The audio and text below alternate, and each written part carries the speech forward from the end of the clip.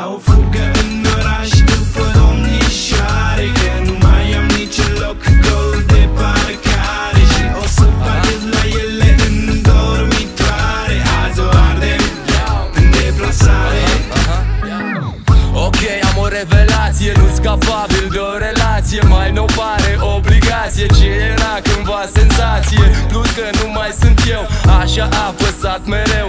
Lasă-mă să spun ceva, nici tu nu mă vrei așa. Recunoaștem să mai bine când zâmbesc că sunt cu tine. Spui că mă iubești și eu, și eu, și eu, și eu. Dau o fugă în oraș după domnișoare, că nu mai am niciun loc gol de parcare. Și o să parchez la ele în dormitoare. Azi o ardem în deplasare.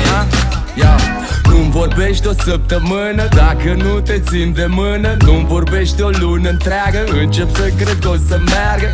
Până te superi iar, n-am făcut nimic, dai clar că am făcut ceva normal. Numai unul vinovat, da, și ghiși tu care mereu același în continuare. Nu mai am stare, îl sun pe Sao și dau. Dau o fugă în oraș după domnișoare, că nu mai am niciun loc gol de parcare. Și o să parchez la ele în dormitoare. Azi o ardem în deplasare.